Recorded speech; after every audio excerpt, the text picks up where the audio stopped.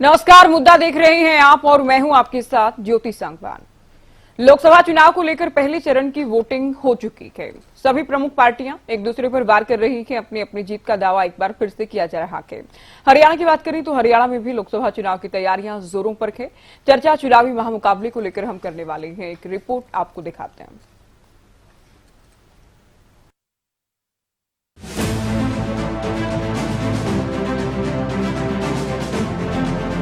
लोकसभा चुनाव का आगाज हो गया है। देश भर में 21 राज्यों के 102 सीटों के लिए मतदान हुआ। राज्यों का अलग अलग वोट प्रतिशत सामने आया। पहले चरण की वोटिंग के साथ साथ सभी पार्टियों के जीत के दावे फिर तेज हो गए। देखिए, मैं सीट का प्रेडिक्शन तो नहीं करता हूं। जनरल बात कह सकता हूं कि बीजेपी को मुझे लग रहा था 15-20 दिन पहले कि 180 से 180 तक जाएंगे। अब मुझे लग रहा है 150 तक जाएंगे। हर स्टेट में हमें रिपोर्ट मिल रही है कि हमारा चुनाव इंप्रूव कर रहा है और अंडर करंट है। जहां तक गठबंधन की बात है, यूपी गठबंधन की बात है, बड़ा पावरफुल गठबंधन है और बहुत अच्छा परफॉर्मेंस होगा हमारा उत्तर प्रदेश में। भारतीय जनता पार्टी 400 पार करेगी, कांग्रेस 40 के लिए संघर्ष करेगी। इसीलिए तो कांग्रेस आज वापस बैलेट बॉक्स पर जाने की बात करती है, पेपर पे जाने की बात करती है, क्योंकि उस समय पोलिंग बूथ को लूटने का काम होता था। बैलेट बॉक्स पर फर्जी ठप्पे लगाए जाते थे, कैसे आतंक फैलाया जाता था। लेकिन आज ईवीएम के कारण पारदर्शिता है, चाहे किसी एक की सरकार को दूसरी की हो। इलेक्शन कमीशन ने शानदार काम कई वर्षों में किया, वर्षों तक किया, और यही हमारे लोकतंत्र की सबसे बड़ी ताकत है। लिहाजा 7 चरणों में देश में चुनाव होने जा रहे हैं। हरियाणा में छठे चरण में सभी 10 सीटों के लिए मतदान होगा। ऐसे में हरियाणा में भी सियासी दल लोकसभा में जीत का दम भर रहे हैं। पूरे प्रदेश के अंदर घूम रहा हूँ। पूरे प्रदेश से एक ही आवाज हर व्यक्ति की आ रही है कि अब की बार 10 की 10 लोकसभा की सीटें हरियाणा नरेंद्र मोदी जी के पास भेज करके तीसरी बार प्रधानमंत्री बनाने का काम करेंगे। वहीं कांग्रेस की लिस्ट में हो रही देरी को लेकर भी कांग्रेस बीजेपी के निशाने पर है। बात नहीं, ये ऐसा मैच है कि दो टीमों में से एक टीम महीना 1.5 महीना हो गया मैदान में उतरे खड़े हैं, अपनी कसरत कर रहे हैं, दंड लगा रहे हैं, सब कुछ कर रहे हैं, सामने को आ ही नहीं रहा, करें क्या। लेकिन ये तो रेफरी ऐसा है, वो रेफरी अपना जो चुनाव जो रिजल्ट है वो तो निश्चित तिथि पर सुनाएगा, उससे पहले सुना नहीं सकता। खाली मैदान है, फिर भी चुनाव है। इस चुनाव की मेहनत हम करेंगे और 0 से लेकर 100% जितने भी काम होते हैं वो सारे के सारे चुनाव के हम कर रहे हैं। आगे इसको महीना भर और जो है उसको पूरा करें। जैसे मैंने आपको बताया, कांग्रेस अध्यक्ष आज बिहार के दौरे पे हैं और कल भी रात को बहुत देरी से आए थे।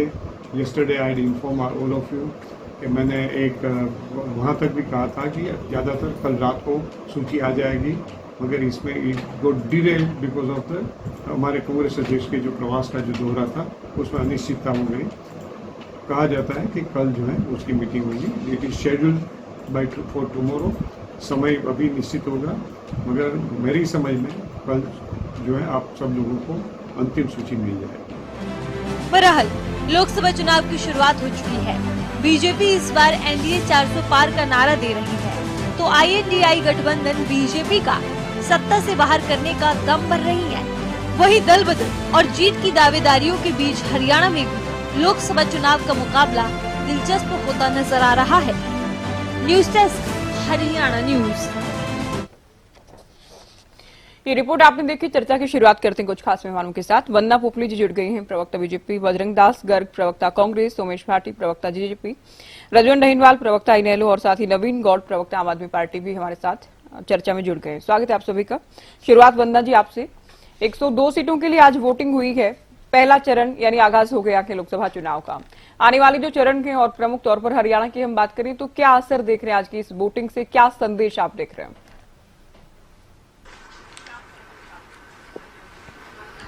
ज्योति, क्या मैं ऑडिबल हूँ? जी।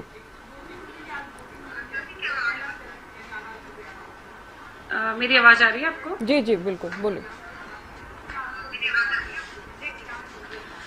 देखिए ज्योति, जहां तक आज पहले चरण की बात है, आप ये देखिए कि 102 सीटों के लिए आज वोटिंग हुई है और जिस प्रकार से वोटिंग हुई है, मुझे लगता है एक संदेश जो है वो भारत की जनता ने दिया है।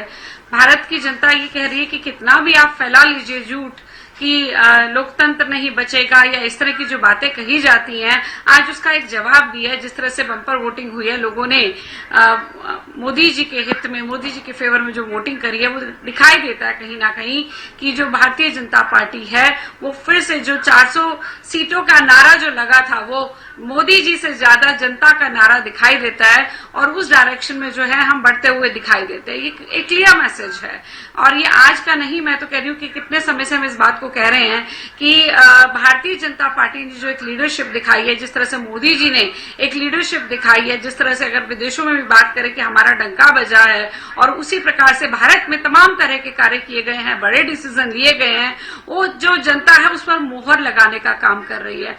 आपके चैनल के जो रिपोर्टर्स हैं वो भी लोगों के बीच में जाते हैं, बाकी चैनल्स के भी जा रहे हैं और जिस प्रकार से रिएक्शन आ रहे हैं वो ये बताते हैं कि जितनी भी कॉन्स्पिरेसीज कर लें, जितने भी षड्यंत्र कर लें, कितना भी कह लें कि विरोध हो रहा है, ये हो रहा है, वो हो रहा है, ये हो जाएगा, लेकिन जनता उनको बार बार जवाब दे रही है। मैं आपको एक चीज और भी कहना चाहूंगी कि ये चीज बिल्कुल नहीं भूले विपक्ष कि आज से 10 साल पहले जब आज के युवा ने, 18 साल के युवा ने वोट अपना मोदी जी को दिया था, आज वो 28 साल का हो गया, वो इस चीज को और बेहतर ढंग से समझ पा रहा है कि पहले वाली गवर्नमेंट और इस समय जो गवर्नमेंट चल रही है उसमें क्या डिफरेंस है। उसको बड़े अच्छे से समझ आ रहा है कि मोदी जी देश के लिए क्या कर रहे हैं, मोदी जी देश को किस प्रकार से बढ़ा रहे हैं। अगर जन कल्याणकारी कोई कार्य करने हैं तो उसमें भी पीछे नहीं हटते, बड़े डिसीजन लेने हैं तो उसमें भी पीछे नहीं हटते।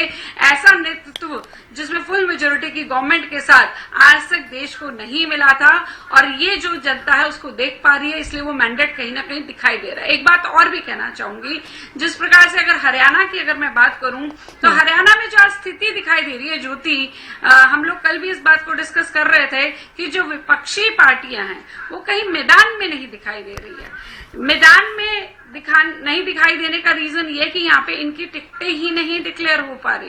कांग्रेस की अगर मैं सबसे पहले बात करूं, हमारे हरियाणा में कहावत है कि टोटे पे लड़ाई होती है, टोटे की लड़ाई होती है कि जहां नुकसान हो रहा होता है वहीं पर लड़ाई होती है। तो यहाँ पर जितने भी इनके नेता है लगे हुए हैं एक दूसरे को सहरा पहनाने में, कह रहे हैं कूद जा भाई मैदान में, चला जा मैदान में। ये पूरी कोशिश इनकी हो रही है कि कैसे भी करके एक एक करके अपने जितने विरोधी हैं उनको निपटाया जाए, उनको भेजा जाए और जाके उनको कहा जाए कि लड़ा जाए, क्योंकि उनको पहले से पता है कि रिजल्ट क्या आने वाला है, इन्होंने अपने समय में क्या किया था।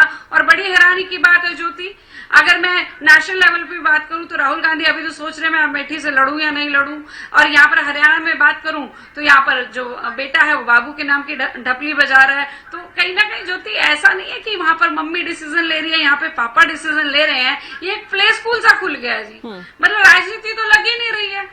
एक व्यक्ति पापा के कंधे पे बैठ के राजनीति कर रहा है और वो वहां पे मम्मी जी डिसीजन ले रही हैं। आप सबसे बड़ी बात देखिए, चलिए यहाँ पे तो मम्मी पापा डिसीजन ले रहे हैं, लेकिन जो एक मेजर डिसीजन होना था जिसके लिए शोर मचाया जा रहा था कि जी टिकटें आज डिक्लेयर हो जाएंगी, हमने मल्लिकार्जुन खड़गे जी को भेज दिया लिस्ट, और पता चला कि मल्लिकार्जुन खड़गे जी को बिहार भेजना पड़ा ताकि किसी तरह इज्जत बचाई जा सके और एक दिन और मांग लिया जाए। इतने दिनों से लगातार यही चल रहा है, आजकल अभी टिकटें डिक्लेयर हो जाएंगी। तो ये डर दिखाई दे रहा है, ये लोग डर रहे हैं कि किस मुंह से जाएं, एक और हार फिर से लिखने में आ रही है, वो सबको समझ आ रहा है। इसलिए आप कोई कह रहा है कि हमारा दम घुट रहा है, कोई और स्टेटमेंट आ जाती है। आप ये देखिए ना, हुड्डा के नाम का जो गुब्बारा फुलाया गया था वो कैसे फट गया, यहाँ पर कैसे उसकी हवा निकल गई। हुड्डा जी खुद कहते हैं कि दीपेंद्र हुड्डा जो है, अगर दीपेंद्र हुड्डा और मैं दोनों लड़े थे इसलिए हम रोहतक हार गए, अब की बार मैं नहीं लड़ूंगा, मैं दीपेंद्र की मदद करूंगा। तो मतलब इनका जो पूरा सर्कल है रोहतक के आसपास ही है, उसके दूर ये जाना नहीं चाहते। लेकिन ये भी नहीं पता कि जो रोहतक की जनता है वो अच्छे से जानती है कि इन्होंने सिर्फ अपने परिवार के लिए सब कुछ किया, तो अब रोहतक की जनता भी इनसे हाथ जोड़ चुकी है। ये हमने खुद देखा कि किस प्रकार से जब हुड्डा जी मिलने गए थे तो कैसे उनके मुंह पे दरवाजे बंद किए गए थे रोहतक की जनता के द्वारा। तो ये कम से कम इनको समझना चाहिए, जनता के लिए नहीं सोचा, कार्यकर्ताओं के लिए नहीं सोचा। ठीक है, चलिए कहता है कि जी जवाब हम ले लेते हैं। संगठन बना लेंगे, संगठन आज तक नहीं बना, टिकटें आ जाएंगी, टिकटें आज तक नहीं आई हैं। तो ये आपस में लड़ाई में ही लगे रहे हैं, इनको जनता के बारे में सोचने की जरूरत नहीं है। चलिए, आपने पहले चरण की वोटिंग को लेकर भी बात कर ली, हरियाणा को लेकर भी बात की। गर्ग साहब, राहुल ये कह रहे हैं कि 400 पार नहीं कर पाएंगे, बीजेपी ये कह रही है आप लोग 40 भी पार नहीं कर पाएंगे। लेकिन हरियाणा को लेकर जब बात होती है, क्योंकि हरियाणा को लेकर ही हम चर्चा कर रहे हैं प्रमुख तौर पर, तो रोजाना आप कहते हैं आज या कल में, 1 या 2 दिन में, तो क्या वाकई बहुत मुश्किल साबित हो रहा है आप लोगों के लिए लिस्ट निकालना या उम्मीदवारों को मैदान में उतारना? ज्योति जी, कुछ भी मुश्किल नहीं। ये लंबी लंबी बातें कर रहे हैं, लंबी लंबी फेंक रहे हैं, इनके पास कौन से कैंडिडेट है? मैदान में खाली अकेले थे, अकेले होने के बावजूद भी जोरदार स्वागत इनका कैसे हो रहा है काले झंडों के साथ। अरे मैं आपको वीडियो दिखाता हूं, ये देखो, मुख्यमंत्री जनसभा उकलाने की 70% से ज्यादा कुर्सियां खाली पड़ी और मुख्यमंत्री जी बोल रहे हैं। ये उकलाने का सीन देख लो आपके सामने, एक नहीं और सीन दिखा देता हूं आपको। इसके अलावा आप और देखिए, ये क्या है, ये जिनके जो सरसा के ये जो कैंडिडेट है, तो कितना भारी विरोध, काले झंडों के साथ बैनर के गाड़ियों में तारे जा रहे हैं, लोगों में गांवों में गुस्से तक इनको दे नहीं रहे। ये आपके सामने है। और तीसरा और वीडियो दिखाता हूं आपको, रणजीत सिंह चौटाला क्या बोलता है, हमारे भारतीय जनता पार्टी के कुछ साथी हमसे खिलाफ है और हमारा विरोध कर रहे हैं और हम हमारे आदमी को उकसा ये कांग्रेस के साथी हैं जो झंडे लेकर आए हैं, इन षड्यंत्रों से कुछ नहीं होगा। ये रणजीत सिंह बहन जी को चुप कराओ, ज्योति जी या तो उनको बिठा लो डिबेट में, या किसी और बोलने मत दो। ये 8 मिनट बोल ली, मैं चुप बैठा रहा। इनकी आदत खराब हो रही है। ठीक है, आप बात करिए अपनी, वो बयान दे रहे हैं, वो भी गलत है? नहीं सुनिए, अब बहन जी सुनिए, जहां स्थिति है आज, हालात क्या है, बुरे हालात इनके पास कौन से कैंडिडेट थे? उधारे मांगे हुए कैंडिडेट। पहले तो क्या आपकी पार्टी में क्या हो रहा है? क्या आप लोगों के पास उम्मीदवार हैं? क्या आप लोगों के पास है उम्मीदवार? आप लोग उधार नहीं रहे, या आप लोग उधार मांगने के लिए कोशिश कर रहे हैं, आप लोगों को उधार भी नहीं मिल रहे? या आपके पास जो नेता है वो लड़ना ही नहीं चाह रहे? जब ये बोल रहे, आपने एक बार नहीं टोका, जब मैं बोल रहा हूँ मुझे बोलने दीजिए। बजरंग जी, आपसे पूछने के लिए सवाल है ना, आप लोगों की लिस्ट आ जाएगी, शायद आप लोगों से भी कम सवाल होंगे। उनकी लिस्ट को लेकर बहुत सारे ढेर सारे सवाल हैं। हुड्डा जी को, राहुल जी को, खड़के को, सारे को कोसने का काम किया, कोई टोकता नहीं। हम चुप रहे, सुनते रहे। इन्होंने मोदी मोदी मोदी। नहीं बजरंग जी, आप ये नहीं गलत कह रहे हैं, मोदी चुनाव लड़ रहा है, आप ये गलत कह रहे हैं, कभी आप ये गलत कह रहे हैं। आपकी लिस्ट को लेकर इनसे सवाल थोड़ी ना पूछूंगी गर्ग साहब, ना मैं बिल्कुल गलत, मैं आपकी लिस्ट को लेकर इनसे सवाल पूछूं क्या बजरंग जी? इनको इतना लंबा समय देते हो, ये इतनी गलत बात बोलते। आपने अब तक जो बोला है उसमें आप शिकायत ही किए जा रहे हैं, कभी बीजेपी को लेकर शिकायत कर रहे हैं, कभी समय देने को लेकर, कभी टोकने को लेकर। आपको सवाल आपसे ही तो पूछ रही हूँ बजरंग दास जी, आपसे ही तो सवाल पूछ रही हूँ ना, आपको ही तो टाइम दे रही हूँ। ऐसा नहीं है कि आपसे सवाल पूछकर डिबेट में आगे चली गई, इनेलो को टाइम दे दिया, टाइम तो आपको ही दे रही हूँ ना बोलने के लिए, क्यों नाराज हो रहे हैं आप? आप बात कहिए, अपनी शिकायत कम कीजिए, बात कहिए। ज्योति जी, चुनाव किसका? ज्योति जी, चुनाव किस चीज का है? लोकसभा का। हरियाणा का प्रत्याशी कौन है इनका? हिसार का प्रत्याशी कौन है? चौधरी रणजीत सिंह। जब वो खुद बयान दे रहे हैं, उसको भी दिमाग मैं जवाब दे दूं? तुम क्या मैं जवाब दे दूं? नहीं, अभी सुनिए वरना जी, आप मैं वीडियो दिखा, सुनिए। आप जहां स्थिति है, मैं पूछना चाहता हूँ, किस नाम की वोट मांगेंगे? क्या किया है 9.5 साल में? एक काम गिना दो। 9.5 साल के अंदर नए टैक्स लगाकर, जनता को टैक्स बढ़ाकर महंगाई लाने का काम किया। कभी महंगाई पे उन्होंने बात की? बेरोजगारी बढ़ाने का काम किया, लाखों लोग बेरोजगार कर दिए, उसमें इन्होंने कभी बात की? लाइन ऑर्डर की स्थिति हरियाणा में बस से बदतर हो रही है, दिन दहाड़े रोज हत्याएं हो रही है, दुकानों के ऊपर अपराधी फायरिंग करके फिरौती मांग रहे, मंत्री मांग रहे। अरे अपनी बात का जवाब दे दो ना बजरंग दास जी, नहीं निकलता। आपकी लिस्ट कब आ रही है? जब आप इतने आश्वासित हो तो फिर तो अब तक आपकी लिस्ट आ जानी चाहिए थी। अरे मैडम, अब तक आपकी लिस्ट आ जानी थी, आप क्यों डर रहे हो फिर? खाट हिलेगी, आपकी आदत। अरे डर क्यों रहे हो फिर? ये बता दो ना। टोकना और मैं आपको उधारी कैंडिडेट का मैं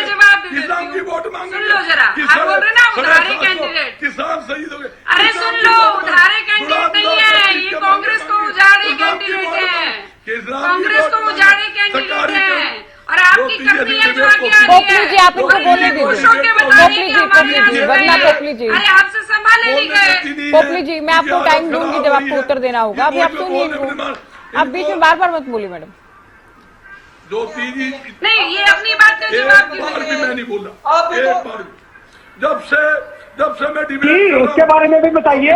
आपको बड़ी चिंता होती है दूसरी पार्टी के कैंडिडेटों की? हैं? इनको बड़ी चिंता होती है भाजपाइयों को दूसरे पार्टी के कैंडिडेटों की? एक बात ये चोरों को ले लेके अपनी पार्टी में आ रहे हैं, उनके बारे में नहीं बोल रविंद्र रहे। जी। मोदी जी की बात करते हैं। अरे मेरे को तो चिंता नहीं है, आपको मोदी बड़ी जी की- कांग्रेस की चिंता है, मोदी जी समझ की- आई। शराब घोटाले में ये कहते हैं हम घोटाला निकाल कर आए, और आपको आज इनकी बड़ी चिंता हो रही है। हमारी भी नहीं आई, आपने कुछ कहा भी नहीं मैंने। आपकी सुननी आम आदमी है। पार्टी और बीजेपी दोनों की विरोध करें, अरे ऐसे नहीं, डिबेट नहीं हो भाई, पाएगी, क्यों लगा रहे हो? ये कोई तरीका नहीं है, आपको खूब मिर्ची लग रही है। दोनों की ओर डाउन करें। ज्योति जी नोट कराओ, बजरंग जी आप बोले। ज्योति जी नोट कराओ। देखिए ज्योति जी, मैं बताता हूं, ये बार बार ये कहते बड़े बड़े फैसले हमने लिए। कौन से फैसले लिए? वो फैसले लिए काला धन लाएंगे, 30 बड़ी बड़ी कंपनियों पर ईडी की, सीबीआई की, इनकम टैक्स की रेड मंगाते हैं, और 5-10 दिन के बाद उनसे करोड़ों अरबों रुपए वसूल करके उनको क्लीन चिट दे जाती है। ये फैसले लिए गो हमारी माता है, गो मांस बेचने वाली कंपनियों से इन्होंने करोड़ों रुपए ऐठने का काम किया। ये फैसले लिए कोरोना के समय में जनता मर रही थी, लोगों पोपली जी आपकी ऑडियो मैंने डाउन करवाई है, आप इनकी बात पूरी होने दीजिए। गर्ग जी आप लिस्ट के अलावा सभी मुद्दों पर बात कर रहे हैं, फिर मैं आपको टोकूंगी, आप कहेंगे मुझे टोक रही हो, बीजेपी को नहीं टोका। तो आप मैं जो सवाल पूछ रही हूँ उसका तो उत्तर नहीं दे रहे हैं ना आप। आपकी भी मजबूरी होगी, हाईकमान डिसाइड ही नहीं कर रहे। दूंगा प्रवक्ता भी क्या कहें आकर डिबेट में, ये भी एक मजबूरी हो सकती है। कोई मजबूरी नहीं, कोई सुनो, आपने भी सुना हमारे दीपक बावड़ी बयान, मैंने आपके चैनल पर भी सुना, आपने भी दिखाया। मैं बताना चाहता हूं, हमारे राष्ट्रीय नेता, राष्ट्रीय अध्यक्ष खड़गे जी 3 दिन से और राज्य के दौरे में है जहां चुनाव चल रहे हैं। आज बिहार के दौरे पे देर रात आने की उम्मीद है, 1-2 दिन में लिस्ट आएगी। मैं ये पूछना चाहता हूं, हमसे ज्यादा चिंता भारतीय जनता पार्टी को, उस व्यक्ति को जो मनोहर लाल जी, उसको तकलीफ हो रही है, जिसको रातों रात मुख्यमंत्री पद से हटाकर घर बिठा दिया। क्या क्यों बिठा दिया? पता था भाजपा जाने वाली है, कांग्रेस आने वाली, इसलिए घर बिठा दिया। 10 की 10 सीटें हारने वाली। आपके हरियाणा न्यूज चैनल बड़ा प्रसिद्ध चैनल है, पूरा देश देखता है, आप सारी डिबेट निकाल लो। प्रवक्ता क्या कहते थे? 10 की 10 सीटें मनोहर लाल जी के नेतृत्व में चुनाव लड़ेंगे, 10 की 10 सीटें जीतेंगे, और हरियाणा में तीसरी बार मनोहर लाल खट्टर जी के नेतृत्व में सरकार बनाएंगे। आपके सामने इनके सुन लो, आज कौन नाराज है? अनिल विज जी नाराज है। कोई वो कहता है मुझे मेरी औकात पता लग गया, मैं तो घर बैठा हूं भाई, मैं कुछ काम करने वाला नहीं। श्रुता तुक्कल कहती है मेरी नौकरी चली गई और मेरी टिकट भी चली गई, और मैंने अच्छा प्रदर्शन किया, मेरी क्या गलती थी? खुली जनसभा में विरोध कर रहे हैं, कुलदीप बिश्नोई विरोध कर रहा है, कैप्टन अभिमन्यु आपके सामने, वो किस किस का नाम गिनाऊं? ये नाम लेते हो भारतीय कांग्रेस की फूट की, असली फूट अगर कहीं है में है, जो जल्दी आएगी। 9 के 9 मजबूत प्रत्याशी, 10 माह इंडिया गठबंधन। ठीक है, जल्दी आएगी आप भी कह रहे हैं। आप पोपली जी को कुछ कहना था? मैं ठीक है, इनेलो को चर्चा में जोड़ू उससे पहले वंदना पोपली जी, ये आपके जो उम्मीदवार हैं उनके विरोध की तस्वीरें दिखा रहे थे बजरंग जी के, काले झंडे दिखाए जा रहे हैं, उनके खिलाफ नारेबाजी की जा रही है। ज्योति सिर्फ इतनी सी बात कहूंगी कि ये पहले भी ऐसी स्थिति आई, इन्होंने गांव के बाहर कुछ लठे खड़े कर दिए ये दिखाने के लिए कि देखो विरोध हो रहा है, लेकिन हम सबको अच्छे से मालूम है किस प्रकार से जब 5 स्टेट का चुनाव हुआ तो रिजल्ट क्या रहा। अगर मैं बात करूं जिस किसान कथित किसान आंदोलन की ये बात करते हैं, तो उस किसान आंदोलन के बाद 2 उपचुनाव हुए, दोनों के दोनों कांग्रेस हारी, और एक तो आपका सिटिंग एमएलए था, वहां पर भी आप हारे। उसके बाद आप कितना भी विरोध दिखाते रहिए फर्क नहीं पड़ेगा, जितना भी षड्यंत्र करते रहिए फर्क नहीं पड़ेगा। आप मुख्यमंत्री को बदलने की बात कर रहे थे, आपने कहा मुख्यमंत्री इसलिए बदला बजरंग जी की ऑडियो डाउन करें, क्योंकि हमें अभी पोपली जी आपके बीच में बोल रहे थे, आपको परेशानी थी ना, आप लगातार बोल रहे हैं। आपने इतने सारे अध्यक्ष इसलिए बदले।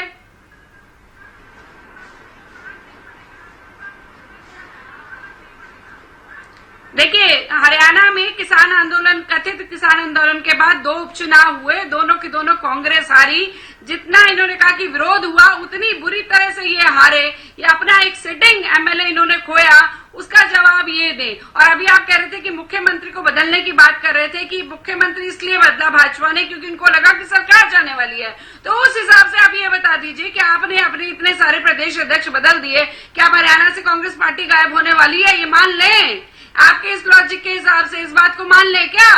अरे आपके में होता है कि एक जो बैठ गया तो बैठ गया, राजगद्दी पर महंत बन गया, मठाधीश बन गया, उसके बाद किसी और की बारी नहीं आएगी। भारतीय जनता पार्टी है, कार्यकर्ता को कब उठाकर किस काम के लिए किस दायित्व में बिठा दें, ये हमारी ही पार्टी में होता है। परिवारवाद नहीं चलता, मठाधीश नहीं होते हमारी पार्टी में। इस चीज को आपको समझना चाहिए। और बार बार आप चाहे कितना भी कह ले, विरोध करने की बात कर ले, अपोज करने के लिए बात कर ले, लेकिन इतना समझ लीजिए कि जो 2 उपचुनाव में आप हारे थे, 5 में से 3 स्टेट में जो हम लोग जीते थे, उसी तरह से हम 400 सीटें भी जीतेंगे और 10 की 10 सीटें हरियाणा में भी जीतेंगे, चाहे आप कितना मर्जी शोर मचा लें। चलिए, इनेलो को चर्चा में जोड़ रहे हैं डहीनवाल जी। रुकिए बजरंग जी, आप म्यूट हैं अभी। डहीनवाल जी, अब वे लगातार कुरुक्षेत्र में कैंपेनिंग कर रहे हैं, कैथल के बीजेपी विधायक से भी मुलाकात की है, हालांकि इसे पारिवारिक मुलाकात बताया गया है।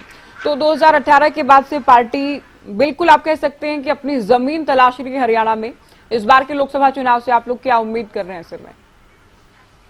देखिए ज्योति जी, 2018 का आपने जिक्र किया तो आपने ये भी देखा होगा कि 2018 के बाद लगातार चौधरी अजय सिंह चौटाला अपनी पार्टी को मजबूत करने में लगे हुए हैं। और आपने देखा होगा कि कोई भी पार्टी मजबूत तब होती है जब उसका संगठन मजबूत होता है, और इंडियन नेशनल दल का जो संगठन है वो पूरी तरह से मजबूत है। आपने देखा होगा कि कोई भी दल कितना ही बड़ा वायदा करे, कितना ही बड़े दावे करे, लेकिन इंडियन नेशनल दल की हकीकत तो ये है कि आज उसके हर तरह के जो संगठन का जो गठन है वो पूरी तरह से हो चुका है। कि प्रदेश अध्यक्ष की बात करें, कि जिला प्रधानों की बात करें, या प्रकोष्ठों के प्रदेश संयोजक की बात करें, या प्रकोष्ठों के जिला संयोजक की बात, हल्का प्रधान, जोन प्रभारी, इवन हमने गांव तक की अपनी कमेटी को तय किया हुआ है। और ये जो संगठन के जो पदाधिकारी है, कार्यकर्ता है, यही चुनाव लड़ते हैं। इंडियन नेशनल दल का जो चुनाव चिन्ह है वो चश्मा है, और उस चश्मे के निशान को वोट देते हैं लोग। और जो कार्यकर्ता है वो अपने फील्ड में लगे हुए हैं। जिस प्रकार आपने कहा है कि चौधरी अभय सिंह चौटाला जी कुरुक्षेत्र में लगे हुए हैं, इसी प्रकार सुनैना चौटाला जी हिसार से लगे हुए हैं। कार्यकर्ताओं की अलग अलग जिम्मेदारी दी हुई है। अम्बाला से हमारा कैंडिडेट घोषित कर दिया गया, हमारे सरदार जी वहां पर लगे गए। अब तो जो कार्यकर्ता, नाम आपको भी याद नहीं डहीनवाल जी? नहीं, एक मिनट, मेरा नाम ध्यान से उतर गया। रियलिटी तो यही थी कि मनप्रिय शायद मुझे ध्यान नहीं है, लेकिन मैं इस चीज के लिए बताऊं। लेकिन जो भी कार्यकर्ता, मैं इसीलिए बता रहा था कि कार्यकर्ता को चुनाव चिन्ह दिखता है, उसका नाम नहीं दिखता। तो वही कार्यकर्ता अपने अपने लेवल पर अपने अपनी पार्टी के जो लोकसभा क्षेत्र है उसमें अपने काम कर रहे हैं। और आप देखिए, जो भारतीय जनता पार्टी है या कांग्रेस है, दोनों राष्ट्रीय दल है, लेकिन राष्ट्रीय दलों की आपने देखा हालत किस प्रकार की हो रही है। यहाँ पर इनमें खुद में घमासान मचा हुआ है। भारतीय जनता पार्टी जो जनता के बीच में 10 साल से रही है, और उनको वोट तो मांगने चाहिए किस चीज के लिए, काम के लिए, लेकिन वो वोट किस चीज के लिए मांग रही है? वो ये कह रही है देखो कांग्रेस कुछ नहीं कर रही, कांग्रेस कुछ नहीं कर रही। कांग्रेस ने कुछ नहीं किया तभी तो आपको सत्ता में लेके आए। अब आपने भी तो कुछ नहीं किया ना, तभी आपको सत्ता से दे करेगी। हम हरियाणा की बात करें तो हरियाणा में किसान आंदोलन चला, हरियाणा में सरपंचों का आंदोलन चला, खिलाड़ियों को अपमानित करने का काम किया। जब ये काम सारे अगर हुए हैं हरियाणा में, इस प्रकार की जो घटना घटित हुई है, चाहे महिलाओं को लाठियों से पीटने का काम किया, चाहे ओपीएस के कर्मचारियों को लाठियों से पीटने का काम किया, ये हरियाणा की जनता सब कुछ याद रखती है, वो भूलती नहीं है। और वो उसी का अब बदला चुकाने के लिए तैयार बैठे हैं। कारण क्या है कि जो भारतीय जनता पार्टी का विरोध है वो विरोध इसी वजह से हो रहा है कि जब वो जनता ये कह रही थी जब हमें आपकी जरूरत थी तो आपने हमें कभी मिलने नहीं दिया। सीएम साहब से मिलने की बात करते तो सीएम साहब से मुलाकात नहीं होती थी। किसान कहते दिल्ली जाने की बात कहते थे तो उनको दिल्ली जाने से रोक दिया। अब भारतीय जनता पार्टी के नेता या उनके कार्यकर्ता अगर गाँव में अपने प्रोग्राम कराते उम्मीदवारों के तो उन्हीं लोगों के पास जाना है, क्योंकि हरियाणा एक कृषि पे आधारित है। ये कह सकते हैं कि लगभग 70 से 80% जो हरियाणा है वो कृषि पे आधारित है। और यहाँ के जो किसान है, चाहे खिलाड़ियों की बात करें, चाहे व्यापारियों की बात करें, चाहे महिलाओं की बात करें, कहीं ना कहीं कृषि पर आधारित है। अब किसानों के साथ जिस प्रकार से इन्होंने अत्याचार किया था, अब वो समय आ गया। और वो यही तो कह रहे कि जब हमें आपकी जरूरत थी, जब हम बार बार आंदोलन कर रहे थे तो आपने हमें तरह तरह के नाम दिए, कहीं आंदोलनकारी कहा कि आतंकवादी का, पाकिस्तानी का, खालिस्तानी का, तरह तरह के आरोप लगाकर उनको बदनाम करने का काम किया था। लेकिन आप लोग तो किसानों की बात नहीं कर रहे हैं ना, अब है तो जाति की बात कर रहे हैं। अब है तो कह रहे हैं कि ये जाट और बनिए की लड़ाई है, तो क्यों नहीं किसानों के नाम पर चुनाव लड़ते हैं? आप जाति के नाम पर क्यों चुनाव लड़ते हैं? आपने देखा होगा जाट, आपने एक चीज देखा होगा, चौधरी अभय सिंह चौटाला ने एक ही शब्द कहा है, नहीं, किसान कमेरे आप लोग कहते थे लगातार, अब चुनाव आ गए तो आप लोग जाट और बनिए करने लगे, ऐसा है क्या? अगर कोई चीज के लिए लगातार कहे जा रहे हैं, उसकी चीज का कोई फर्क नहीं है। चौधरी ओम प्रकाश चौटाला ने, चौधरी अभय सिंह चौटाला ने लगातार एक ही है, इंडियन नेशनल दल की जो लड़ाई है वो लड़ाई यही है। वो कमेरों की लड़ाई लड़ते हैं, कमेरों के लिए संघर्ष करते हैं, वो लुटेरों के लिए संघर्ष नहीं करता। आज भारतीय जनता पार्टी ने क्या काम किया, जिसपे 40,000 करोड़ का, जिसपे ये कहता था कि ये कोयला चोर है, आज उसको कोहिनूर बना के उनको पेश किया जा रहा है, तो ये जनता के गले कैसे उतरेगा? अगर सुशील गुप्ता जी की बात करें, आपने देखा होगा सुशील गुप्ता जी खेत में जाके वहां पर वो दराती लेके लावनी करने का काम कर रहे हैं। अब वहां पर कई नवीन जिंदल, जिन्होंने कभी 10 किलो का कट्टा नहीं उठाया, उन लोगों ने इतने भारी बोरी उठाने के लिए मजबूर कर दिया। ये किसका काम है? ये किसान के बेटे का ही काम है, क्योंकि उनको पता है कि अगर हमें जनता के बीच में रहना है तो इस प्रकार के काम करना है। चौधरी अभय सिंह चौटाला तो किसान परिवार से जुड़े हुए, चौधरी देवीलाल ने सारी जिंदगी किसानों के लिए काम किया है, कमेरों के लिए काम किया है, और उसी पीढ़ी पर उन्हीं के नक्शे कदम पर चलते हुए चौधरी अभय सिंह चौटाला लगातार। ठीक है पोपली जी, आपको कुछ कहना है? अभी मैं जेजेपी और आम आदमी पार्टी को चर्चा में जोड़ रही हूँ, उसके बाद आपके पास।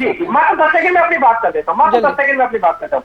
और चौधरी अभय सिंह चौटाला यही तो कह रहे थे कि जब आंदोलन चल रहा था तो हर वर्ग ये कह रहा था कि आज किसान को जरूरत है हर व्यक्ति की, लेकिन किसान भी ये सोचता है कि हम किस व्यक्ति को चुने, हम ऐसे व्यक्ति को चुने जो हमारे हक अधिकारों की लड़ाई को लड़ सके। कोई भी आदमी है, आज सरकार के खिलाफ कोई भी आदमी आंदोलन करता है तो निश्चित तौर पर विपक्ष उसका सहयोग करता है, लेकिन यहाँ पर मुख्य विपक्षी दल कांग्रेस थी। कांग्रेस के सांसद 30 विधायक भी थे, 31 विधायक थे, और उन विधायकों ने कभी भी किसानों के साथ बैठकर उनकी समस्या को सुनने का काम नहीं किया। अकेले चौधरी अभय सिंह चौटाला, जिसको आप लोग सब ये कहते थे कि अकेला विधायक, लेकिन आपने देखा होगा 4125 विधायक में केवल और केवल चौधरी अभय सिंह चौटाला एक ऐसा था जिन्होंने किसानों की आवाज को बुलंद करने का काम किया, किसानों के लिए अपना इस्तीफा देने के लिए इस्तीफा देने का काम किया। ठीक है उमेश जी से मेरा सवाल है, कह रहे हैं कि जब ऐसे व्यक्ति ने हमारे लिए अपने कुर्बानी देने का काम किया है तो हाथों ने हम उसको लिए अपना काम करके दिखाए। अब वो भी उसको कहीं कहते ना अपने का, अब उनको लौटाने का काम कर रहे हैं चौधरी अभय सिंह चौटाला। भाटी साहब, रोजाना 4 से 5 पदाधिकारी पार्टी छोड़ रहे हैं आपके, और ये तो वो है जिनके पास पद है पार्टी में, कार्यकर्ता है, समर्थक, तो उनका तो कोई हिसाब ही नहीं है। तो चुनाव में ऐसे कैसे जाएंगे? और चुनाव में आप लोग कैंपेनिंग करने के लिए जा रहे हैं, वहां विरोध का सामना भी करना पड़ रहा है, तो चुनौतियां कई हैं इस बार। तो देखिए, हरियाणा न्यूज के सभी दर्शकों को पहले मेरा नमस्कार। आज अगर आप देखें तो जहां नेशनल पार्टी कांग्रेस जैसी पार्टी जो है अपने प्रत्याशी नहीं उतार पा रही है, लेकिन हमने अपने जो है 5 प्रत्याशी घोषित कर दिए हैं, और उन 5 में जो है सबसे बड़ी बात देखिए, हमारे एक महिला प्रत्याशी भी हैं उन 5 में, और 2 ऐसे यंग चेहरे, यूथ इसको बोलते हैं, नलिन हुड्डा फरीदाबाद से और राहुल फाजिलपुरिया, ये दोनों ऐसे यूथ हैं जो कि दर्शाते हैं कि जो दुष्यंत जी की सोच है, जो दुष्यंत जी चाहते हैं कि यूथ आगे आए। क्योंकि एक समय था जब इंडियन नेशनल लोकदल से जननायक जनता पार्टी अलग हुई थी, तो इंडियन नेशनल लोकदल और लोगों ने कहा था अरे तो बच्चे हैं ये क्या करेंगे, लेकिन उन बच्चों ने और उन जो हमारे हरियाणा के युवाओं में जो जोश था, उन्होंने जो काम किया, 10 विधायक, पहली बार में 10 विधायक आए, और उप मुख्यमंत्री का पद जो है दुष्यंत चौटाला जी को मिला। और 4.5 साल जो हम लोगों ने जो काम किया हरियाणा के अंदर, दुष्यंत जी जिस तरीके से इन्होंने काम किया, लोगों के चहेते बन गए, लोगों के मन में अगर कोई बसा तो वो दुष्यंत चौटाला जी बसे। दुष्यंत जी ने युवाओं के लिए काम किया, महिलाओं के लिए काम किया, युवाओं के लिए जो उन्होंने 75% नौकरियों की जो बात की कि हरियाणा के जो हरियाणा वासी है, आपने तारीफें कर ली, मेरे सवाल पर आ जाइए आप उमेश जी। तो ज्योति जी आप ये मान के चलिए कि हम 4.5 रोजाना, अब ये सब तो हो गया, ये सब तो है ही पब्लिक, ये तो सबके सामने ही है जो हुआ, और जो आपके दावे भी सबके सामने। अब जो लोग पार्टी छोड़कर जा रहे हैं, लोगों का विरोध का सामना भी आप लोग कर रहे हैं, उस पर भी कुछ कहेंगे क्या? बताइए, क्या बीजेपी में कांग्रेस के लोग नहीं गए? क्या कांग्रेस में बीजेपी के लोग नहीं गए? क्या इनेलो में दूसरी पार्टी से लोग नहीं आए हैं? क्या जेजेपी में दूसरी पार्टी से लोग नहीं आए हैं? ये जो समय होता है इलेक्शन का, 4.5 साल जिन लोगों ने आराम से जो है राज में जो बैठे रहे, उनको अब मेहनत करनी पड़ रही है, उनको आना पड़ रहा है लोगों के बीच में, क्योंकि उनको मेहनत करनी है पार्टी को आगे जिताकर लेकर आने के लिए। तो आज पार्टी को जरूरत है उनकी, तो पार्टी को जब जरूरत पड़ी तो ये लोग छोड़ के जा रहे हैं। तो इनसे कोई फर्क नहीं पड़ता है। कभी भी पार्टियों के ये लोग जो है इलेक्शन में इस समय अदला बदली करते हैं, और ये वही लोग होते हैं जो कि जिनका आस्था पार्टी के प्रति नहीं होती, जिनका आस्था होती है कि उनका अपना फायदा कहाँ, निहित स्वार्थ जिसे बोलते हैं, वो निहित स्वार्थ की तरफ से पॉलिटिक्स करते हैं। लेकिन आज जनता हरियाणा की जुड़ी हुई है जननायक जनता पार्टी के साथ में, दुष्यंत चौटाला के साथ में, और यूथ जो जुड़ा हुआ है, यूथ के लिए जो काम किया है, हम 4.5 साल की मेहनत उसको लेकर जनता के बीच में जाएंगे, और हम हरियाणा और हरियाणवी की जो आवाज है उसको हमने, जो देश की जो बड़ी जो सभा होती है जनसभा, जहां पर बड़ी जनसभा में जहां पर मेंबर ऑफ पार्लियामेंट बैठते हैं, हम हरियाणा की और हरियाणा की आवाज को वहां पे उठाना चाहते हैं। हम उसकी लड़ाई लड़ रहे हैं हरियाणा की। तो हमारे जो 10 के 10 जो कैंडिडेट है, 5 जो हमारे घोषित हो चुके हैं और जल्दी 5 और घोषित होने वाले हैं, ये 10 के 10 कैंडिडेट मजबूत है हरियाणा के अंदर। इनके साथ में जनता जुड़ी हुई है, हरियाणा की जनता जुड़ी हुई है, और हरियाणा की जनता चाहती है कि जननायक जनता पार्टी के जो एमपी निकल कर आए वो हरियाणा की और हरियाणा की बात को देश में ठीक है, जनता क्या चाहती है तो 4 जून को ही पता चलेगा। नवीन जी, और महिलाओं को जिस तरीके से आरक्षण मिला है, जो हमने 3000 रुपए जो वृद्धा पेंशन में करवाया है, और जो हमारी नहीं, ये तो बीजेपी का ही वादा था, इसमें तो कॉमन मिनिमम प्रोग्राम का भी कोई लेना देना नहीं है। उनको 5100 आप लोगों का तो 5100 का सोच है, जो आप लोगों का 5100 का वादा था घाटी साहब, 3000 बीजेपी का वादा था, बीजेपी का वादा ही पूरा हुआ ना। ऐसे तो हमें हरियाणा में आगे लेकर जाना है। किसान का मेरा वर्ग, दोनों की जो लड़ाई हमारे उमेश भाटी जी, मेरी आवाज नहीं जा रही है क्या आपको? अभी आप रुक जाइए, आपका जवाब पूरा हो गया। यहाँ तक सीमित नहीं रखना है हरियाणा तक, हमें उसे देश में भी लेकर जाना है। और देश में जब हरियाणा की आवाज कौन उठाएगा, जो हरियाणा के जो मेंबर ऑफ पार्लियामेंट है, तो हम सबसे ज्यादा जो है लोग, शायद इनको आवाज नहीं जा रही है, इनकी ऑडियो डाउन कीजिए। नवीन जी, आप लोगों की किस तरह की तैयारी चल रही है, क्योंकि चुनाव का आगाज हो गया है, आज पहले चरण के लिए भी वोटिंग हो गई? ज्योति जी, सबसे पहले तो आपको और आपके सभी दर्शकों को और पहले साथी जितने भी बैठे उन सभी को नमस्कार। और हम तैयारी पे आएंगे तो मैं एक छोटा सा इंसिडेंट आपका बताना चाहता हूँ। मैं दरअसल कुरुक्षेत्र में गया हूँ, और कुरुक्षेत्र की पुंडरी विधानसभा में था, तो मैं एक गांव से और पुंडरी की तरफ जा रहा था, तो वहां पे पब्लिक ट्रांसपोर्ट की सुविधा नहीं थी। मैंने देखा कि एक महिला शहर की तरफ आ रही है। आपकी ऑडियो डाउन है। आम आदमी पार्टी से मैंने सवाल पूछा है अभी, आप बोलिए। हाँ, तो जब मैं एक गांव से पुंडरी शहर की तरफ जा रहा था, तो वहाँ पे पब्लिक ट्रांसपोर्ट की बहुत कम सुविधाएं हैं, रोड भी ज्यादा अच्छा नहीं था। तो एक महिला को मैंने देखा जाते हुए, और एक महिला के साथ उसकी बेटी भी साथ में थी। उसने गाड़ी को हाथ दिया और हमने गाड़ी रोकी। वो गाड़ी जैसे ही रोकी, वो महिला बैठ गई, उससे उन्होंने पूछा कि कहाँ जाना है, तो महिला ने कहा कि मुझे पुंडरी शहर में जाना है, अस्पताल में बेटी को दिखाने के लिए जा रही हूँ। तो पूछा कि बेटा आप कहाँ से हो, क्या कर रहे हो यहाँ पे? तो मैंने ऐसे ही बोल दिया कि मैं बीजेपी की हम प्रचार कर रहे। तो महिला ने बिना सोचे समझे जाने पूछे 1000 गाली मुझे दे दी, 1000 गालियां। उन्होंने इतनी कहानियां सुना दी मुझे, इतनी बातें आपकी गाड़ी में बैठकर आपको ही गालियां दे दी, आप ये बता रहे हैं? ठीक है, बीजेपी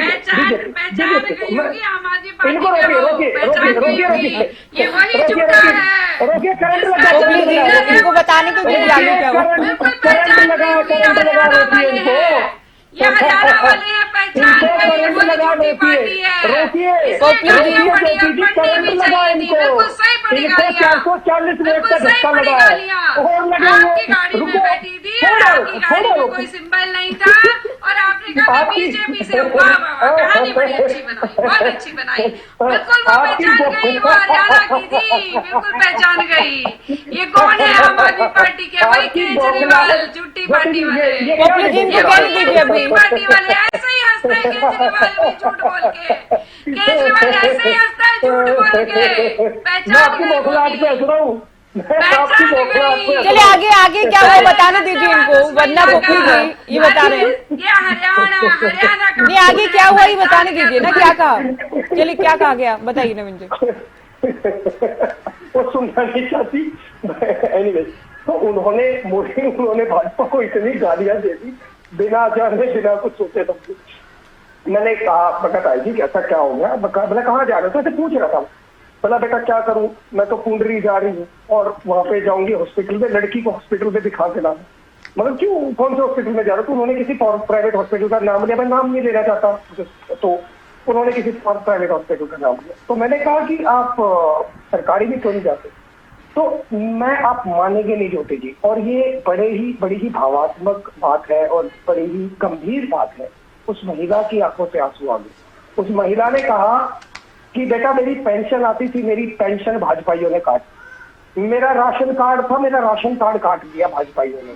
उसने कहा कि मेरा ये जो आयुष्मान कार्ड है आज तक नहीं बना है, एक पैसे की घर में कमाई नहीं है, एक पैसे की कमाई नहीं है। वो महिला कहीं किसी के खेत में जाके गेहूं काट रही, एक पैसे की कमाई नहीं है, और उसकी आमदनी 5 लाख रुपए चढ़ी हुई है फैमिली आईडी में। जो इन्होंने परिवार परेशानी पत्र बना रखा है उसमें 5 लाख रुपए आमदनी चढ़ी हुई है, और वो अलग अलग सरकारी दफ्तरों के चक्कर काट के वो महिला इतनी परेशान, इसलिए उन्होंने भारतीय जनता पार्टी वालों को गाली दी। इसलिए उन्होंने मोदी जी को कहा कि चाहे का मोदी, किसका मोदी, कैसा मोदी, कोई मोदी नहीं है, ग्राउंड पे आकर देखो तब पता लगता है।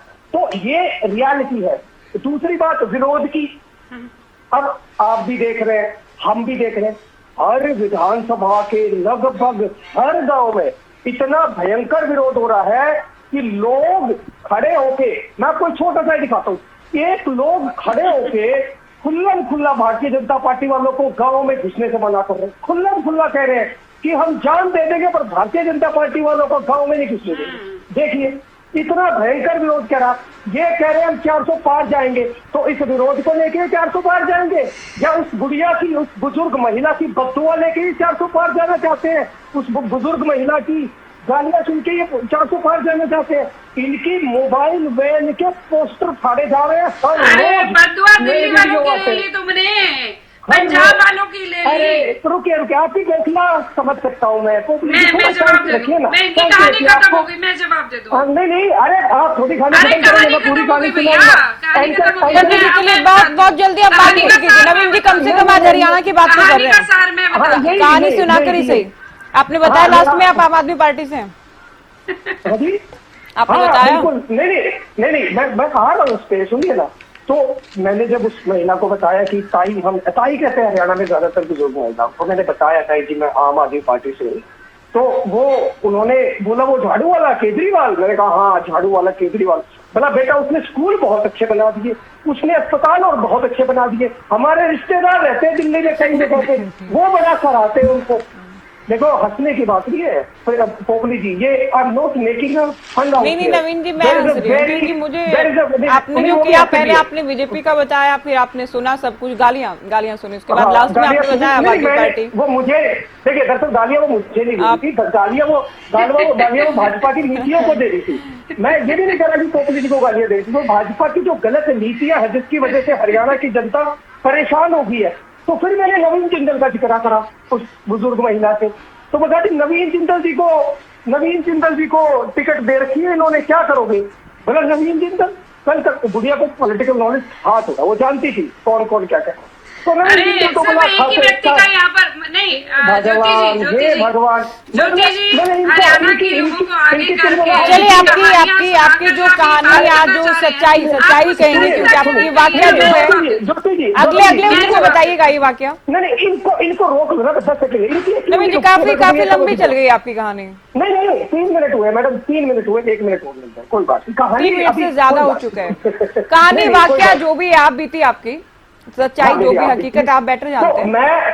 तो अब जब मैं टुंडरी में लोगों से मिला, अभी भी मैं लोगों के थोड़े मिल के आया हूँ, एक आदमी यहाँ का कुछ उत्तर का ये कह रहा है, एक आदमी ये कह रहा है कि नवीन जिंदल को जो टिकट दी है, उन्होंने जो कांग्रेस से कोयला चोर को जो ये लेके आए हैं, ये सबसे बड़ा गलत कार्यक्रम इन्होंने ये किया। अगली अंतिम बात, फिर इसके बाद आप दीजिएगा उत्तर देना।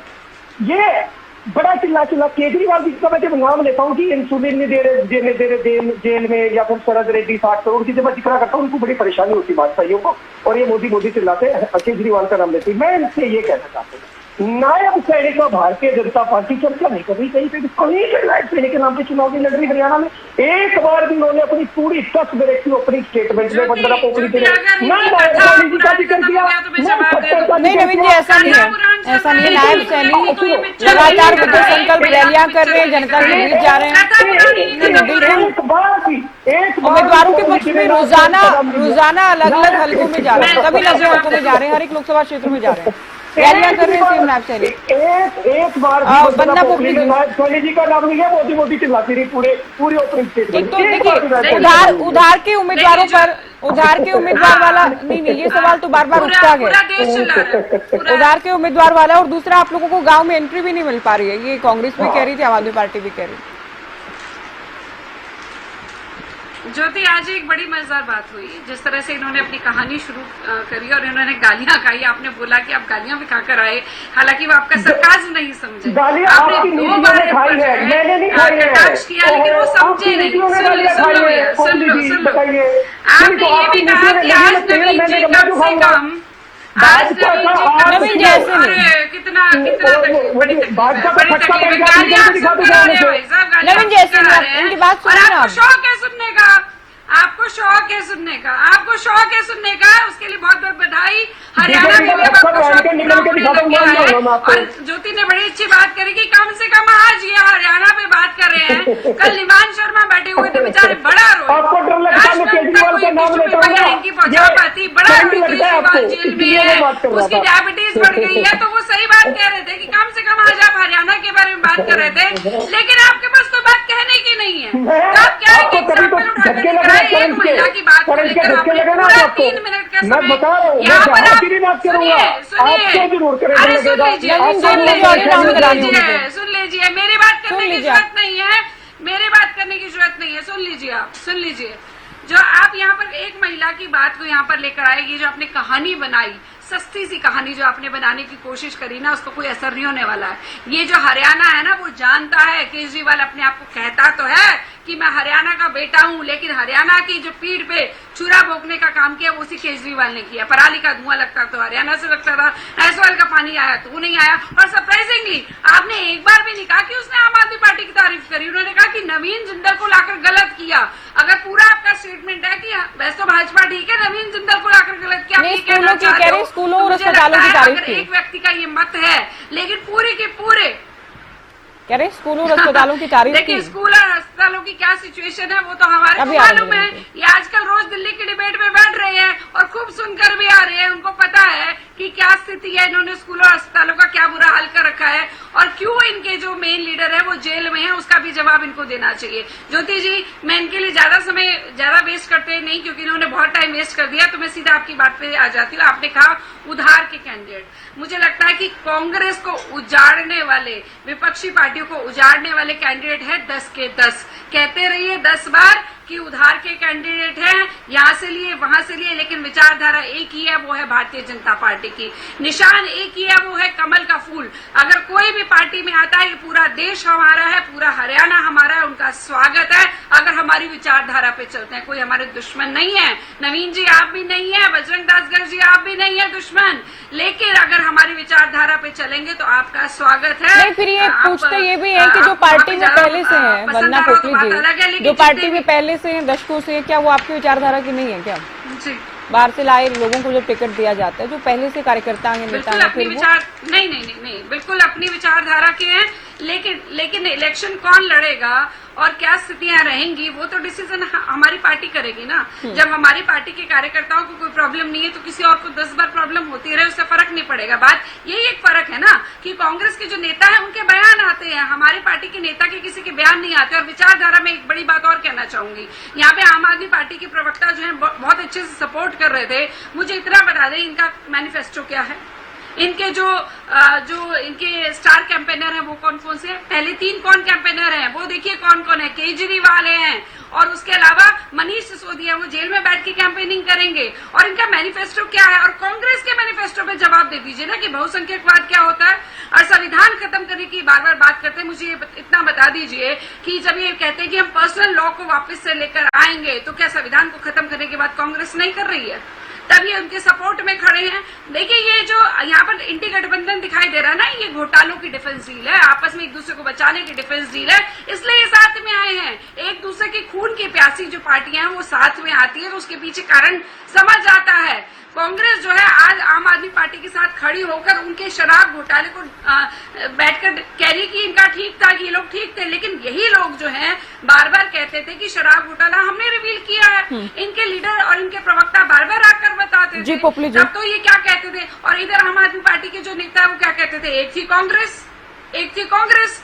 तो ये जो डिफेंस डील चल रही है इनकी अपने एक दूसरे के घोटालों को बचाने के लिए, यही कारण है ये एक दूसरे को सपोर्ट कर रहे हैं। ये विचारधारा का फर्क है भारतीय जनता पार्टी और बाकी सब में। अब जितना मर्जी ये शोर मचाते रहे, स्कूल या कॉलेजेस बताते रहे या अस्पताल बताते रहे, मोहल्ला क्लिनिक में क्या स्थिति थी, मतलब कितने 4 घंटे में 500 इन्होंने मरीज देख डाले, और ये इनके हॉस्पिटल की कंडीशन है, स्कूलों की क्या कंडीशन है। पोपली जी, बजरंग जी इंतजार कर रहे हैं काफी देर। इस प्रकार से ही कहते थे कि ओपीएस में बात करते थे, सैलरी नहीं दे पाए, ये स्कूल क्या चलाएंगे, टीचर्स की सैलरी नहीं दे पाए। आरटीआई में क्या निकल कर आया है कि 25 लाख का पूरा एक सिस्टम बना दिया जाता है और पूरा प्रोग्राम किया जाता है, और उसमें टीचर को कितने दिए जाते हैं, 2 लाख रुपए। बंदा पोपली पूरा प्रोग्राम के प्रचार में 25 लाख रुपए खर्च। चलिए बजरंग जी से, बजरंग जी ये चीजें हैं, समझनी पड़ेगी आज बीजेपी ठीक और है, जनता तो समझ ही रही है। बीजेपी तो कह रही है कि हमें करीब 1.5 महीना हो गया है उम्मीदवारों का ऐलान किए, बीजेपी भी 5 अनाउंस कर चुकी है, इनेलो भी अपने 3 घोषित कर चुकी है। तो आप लोग इस बात का तो इंतजार नहीं कर रहे कि सभी अपने अपने उम्मीदवारों का ऐलान कर दें? अगर कोई रूठे, अगर किसी को लगे कि मुझे टिकट मिलना था, तो उसके लिए कोई विकल्प ही नहीं छोड़ेंगे आप लोग? ज्योति जी, नहीं, ऐसी कोई बात नहीं है ज्योति जी। हमारा सिस्टम अलग है, हर एक पार्टी का अपना अपना सिस्टम होता है, अपने सिस्टम से पार्टी काम करती है। कांग्रेस पार्टी अपने स्तर पर लगी हुई है, और जो मैंने पहले भी आपको कहा, परसों भी डिबेट के अंदर कहा, आज भी कह रहा हूँ, हमारा सारा सिस्टम ठीक चल रहा है, अब मजबूती से कांग्रेस पार्टी लड़ेगी। और दूसरी बात, मेरी बहन जी के का ये घोषणा पत्र क्या है, कांग्रेस पार्टी ने पहले भी 2005 से 2014 का हमारा घोषणा पत्र उठा कर देख लीजिए, एक भी ऐसी घोषणा नहीं है जो हमने की थी तो पेंडिंग छोड़ी हो। सारी घोषणाएं पूरी की, उससे अलावा काम किया। इस नई घोषणा पत्र के अंदर हमने 2 करोड़ युवाओं को नौकरी देने का वायदा नहीं किया, 30 लाख युवाओं को नौकरी देने का वायदा किया है, किसान को एमएसपी की गारंटी का वायदा किया है, किसान को कर्जा माफी की गारंटी का वायदा किया है। हमने पहले भी 72,000 करोड़ रुपए का कर्जा किसानों का माफ किया। पहली कलम से 2005 के अंदर हरियाणा के अंदर 1600 करोड़ रुपए के बिजली के बिल माफ किए, 2200 करोड़ रुपए कर्जे माफ किए, ब्याज माफ किए। हमने महिलाओं के लिए, युवाओं के लिए, व्यापारी, उद्योगपति, दलित, पिछड़ा वर्ग, आम जनता के हित के लिए घोषणा पत्र तैयार किया है। जो हमने वायदे किए वो वायदे पूरे करेंगे। मेरे साथी जेजेपी की बोल रहे थे कि हमने 3000 पे बुढ़ापा पेंशन कर दी, बड़ा तीर मार दिया।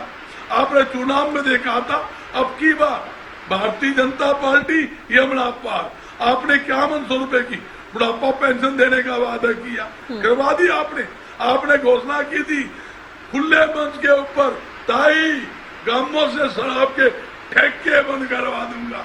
ठेके बंद करवाने के बजाय गांवों के अंदर, गली गली के अंदर ठेकों के साथ शराब के हत्थे खुलवा दिए। आपने हत्थों के अलावा घरों के अंदर शराब रखने के लिए परमिट जारी कर दिए। कोई भी आदमी परमिट लेकर घर के अंदर शराब रख सकता है, ये आपने नया कानून बनाया। इसके अलावा जो शराब घोटाला दिल्ली के अंदर, आप केजरीवाल का नाम देते हो, शराब घोटाला पुलिस कस्टडी के अंदर करोड़ों रुपए की आप लोगों ने शराब बेच दी, जिसकी एफआईआर दर्ज है। आज तक मुख्य आरोपी नहीं पकड़े गए। कोरोना के अंदर अरबों रुपए की रजिस्ट्रियां हो गई, लोग मर रहे थे। वो किसके पास बैंक में था? धान घोटाला हुआ, बाजरा घोटाला हुआ, सरसा घोटाला, ये बैंक में किसके पास थे? सबको पता है, जेजेपी के पास थे। आज जेजेपी का बिखराव क्यों है? दुनिया भर के लोग, जिसका प्रदेशाध्यक्ष ना हो, जो प्रदेशाध्यक्ष पार्टी छोड़ जाए, सारी कमांडर पार्टी छोड़ जाए, पार्टी में क्या बचा? ये वोट काटू पार्टी है।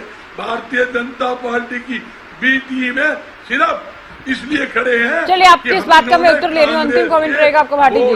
वोट काटू बता रहे हैं आप लोगों को, बीजेपी की बी टीम बता रहे हैं बजरंग जी की असलियत आपके चैनल पे खोलना चाहता हूँ। ये वो पार्टी है जिन्होंने सबसे पहले अगर दिल्ली में अगर आरोप लगाया कि शराब घोटाले का, तो कांग्रेस ने आम आदमी पार्टी पर आरोप लगाया था सबसे पहले। और जब बात आई रामलीला ग्राउंड में, तो ये लोग केजरीवाल को बचाने के लिए वहां खड़े हो गए। सबसे पहले आरोप लगाने वाले कांग्रेस थे। दूसरा बात करें हम पंजाब से, कि पंजाब के सीएम है, उन्होंने कहा कि माँ अगर बेटे को किसी को अगर कोई कहानी सुनाएगी तो सबसे छोटी कहानी क्या होगी, एक थी कांग्रेस। ये कहानी किसने कहा? आम आदमी पार्टी के जो वहाँ पर आज सीएम है, मुख्यमंत्री, उन्होंने कहा था। तो इनके जो दोगलेपन है, इन दोगलेपन का जो खुलासा है वो आपके चैनल में कई बार हो चुका है। और लेकिन ये घोटालों की जो इनके बात कर रहे हैं, ये घोटालेबाज ये खुद हैं, और ये सारे मिलके इस घोटालों को छुपाना चाहते हैं, घोटाला को जो है और करना चाहते हैं। भ्रष्टाचार की अगर कोई जिन नहीं है तो कांग्रेस है। और ये हमने नहीं कहा, ये किसने कहा? केजरीवाल ने कहा था। केजरीवाल ने सोनिया गांधी को क्यों वाड्रा को क्यों नहीं जेल में डालते? चलिए, आपकी आवाज भी नहीं मिल रही और समय भी कम है अभी। रजन जी खड़ी हुई थी कि कैसे हम हिसार सीट की बात कर रहे थे आप पिछली बार। तीन उम्मीदवार चौटाला परिवार से, 3 अलग अलग दलों से।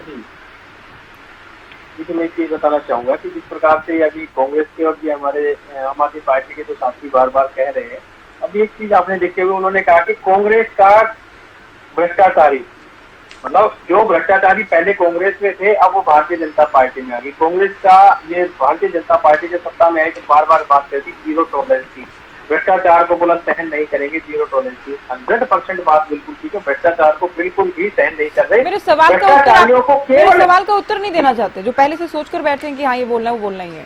नहीं मैं चौटाला परिवार को लेकर बात कर रही हूँ, उस पर भी बोलिए कुछ।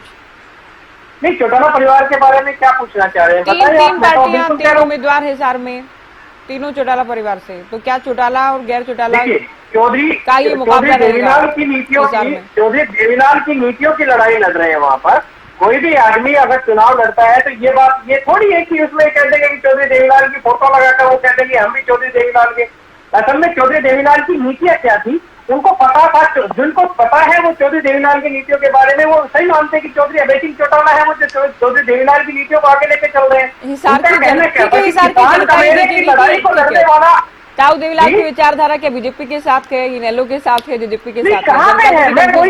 अगर चौधरी देवीलाल, मैं बिल्कुल मान लेता ज्योति जी आपकी बात को बिल्कुल मान लेता। चौधरी देवीलाल की नीतियां कभी भी किसानों के विरोध में नहीं रही, कमेरों के विरोध में नहीं रही। आपने देखा होगा कि जननायक जनता पार्टी जो बार बार चौधरी देवीलाल की फोटो लगाकर वोट लेने का काम कर रही है, लेकिन अब जनता को भी पता लग गया कि ये चौधरी देवीलाल के नाम पर केवल वोट लेने का काम करते हैं। चौधरी रणजीत सिंह की बात करें तो आपने देखा होगा कि केवल और केवल वो चौधरी देवीलाल का नाम लेते हैं, बाकी तो वो सारे भारतीय जनता पार्टी के रंग बरंगे हुए हैं। उन्होंने कभी किसान कमेरे की बात को महत्व दिया ही नहीं। और अगर किसान कमेरे की कोई लड़ाई लड़ता है तो उनकी बात रखता हूँ कि हक अधिकारों का पहले संघर्ष करता है तो चौधरी अभय सिंह चौटाला है। तो वहाँ पर परिवार की लड़ाई नहीं है, वहाँ पर विचारों की लड़ाई है। ठीक है नवीन जी, आपसे अंतिम कमेंट। जिस तरह से गेहूं काट रहे हैं, चाय बना रहे हैं, लगातार किसान आंदोलन में तो आपके विरोधी ये कह रहे हैं कि ये बहुत बड़े पूंजीपति हैं और अभी आम आदमी बनने का प्रयास कर रहे हैं चुनाव प्रचार के लिए। देखिए, इनके कहने से कुछ नहीं होता, ये कहेंगे हमारा अपना लाइन है। मैं उससे पहले आपकी 20 सेकंड में पूरी बात खत्म करता हूँ। 2014 का बीजेपी का जो मैनिफेस्टो था, 2019 का जो मैनिफेस्टो था, इसमें 12 प्रोमिसेस इसके ऐसे जो मैच कर रहे हैं। तो उसके बाद 2019 और 2024 में इनके 28 वादे ऐसे हैं जो मैच कर रहे हैं।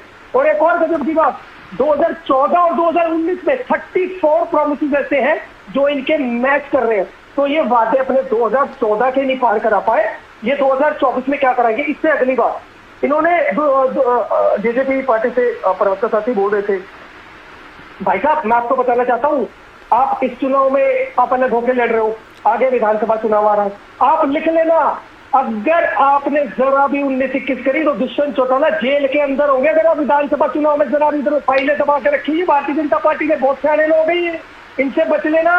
इन्होंने दुष्यंत चौटाला की फाइलें दबा के रखी हुई है। जिस दिन आपने जरा सी 19-21 करी, इनकी वोट काटने में इनकी हेल्प ना करी तो यह दुष्यंत चौटाला को भी अंदर डाल देंगे। तो वंदना पोपली जी आपने बड़ी बढ़िया बात की थी कि आपका हमारा कोई जाति दुश्मनी नहीं है। बिल्कुल मैं आपकी इस बात से 100% सहमत हूँ। आपकी हमारी हम सब प्रवक्ताओं की नेताओं की कोई जाति दुश्मनी नहीं है। अगर परंतु मैं आपसे एक सवाल पूछना चाहता हूं, अगर जाति दुश्मनी नहीं है तो भारतीय जनता पार्टी अरविंद केजरीवाल जी के साथ, आम आदमी पार्टी के राष्ट्रीय नेता के साथ आतंकवादियों जैसा व्यवहार क्यों कर रहे हैं? उनको क्यों जेल में जो सुविधाएं किसी भी नॉर्मल सामान्य पोपली जी आप बोलिए। भ्रष्टाचार करोगे तो जेल जाओगे, भ्रष्टाचार करोगे तो जेल जाओगे, भ्रष्टाचार जो करेगा वो जेल जाएगा। जैसी कभी वैसी बातें उसने। चलिए, सभी का बहुत शुक्रिया, आप लोगों ने वक्त दिया और चर्चा हमने लोकसभा चुनाव की तैयारियों को लेकर की है। हरियाणा में क्या हलचल है चुनाव की तैयारियों से जुड़ी से लेकर चर्चा की। फिलहाल दीजिए इजाजत, नमस्कार।